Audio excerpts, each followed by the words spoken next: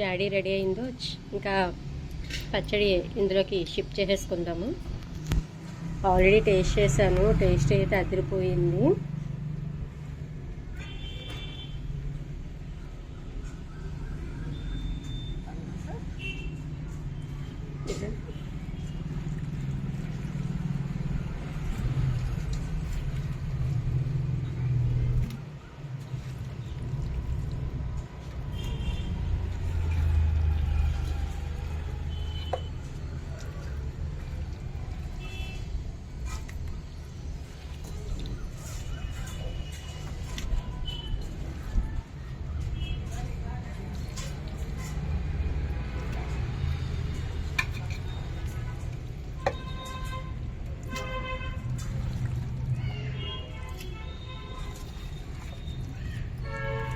కలిపిన పచ్చడిని ప్లాస్టిక్ డబ్బాలో పెట్టుకుని గిట్లా చైనా మట్టి జాడీలు కానీ గాజు సీసాలు కానీ పెడితే ఏడాదంతా రంగు మారదు, పాడవదు.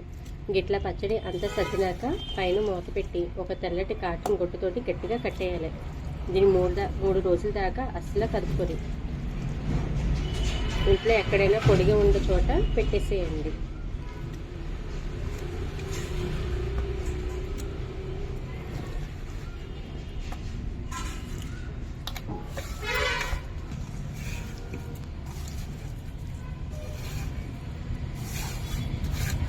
సో ఫైనల్లీ పచ్చడి మొత్తం అటు పక్కకి షిఫ్ట్ అయిపోయింది. గిన్నెలో మనం లైట్గా రైస్ కలిపేద్దాము లాస్ట్న. నేనేమో రైస్ తీసుకొని వచ్చా, పచ్చడి పెడుతున్నారు కదా మిక్స్ చేయమని. మమ్మీ ఏమో పిల్లడు ఉన్నాడు, కారము ఎక్కువ తినద్దు, వేడి చేస్తుంది. చూడండి మా మమ్మీ మొత్తం గిన్నె కన్నా పచ్చడి అంతా తీసింది. ఎంత పొదుపు చేస్తుంది మా మమ్మీ చూడండి. ఇంతకు ముందైతే ఎక్కువ పచ్చడి ఉంచేవారు, ఇప్పుడు చూడ అసలు గిన్నెల కారం. అమ్మ మరి దారుణం మమ్మీ, ఏంటమ్మా నీ పని? ఎవరైనా ఇందులో రైస్ కలుపుతారా చెప్పండి? ఎవరైనా కలుపుతారా? అదిగోండి ఎల్లుల్లిపాయలు వేస్తున్నారు.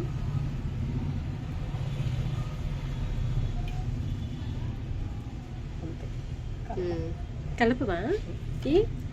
3 రోజులు కలుపు. 3వ రోజున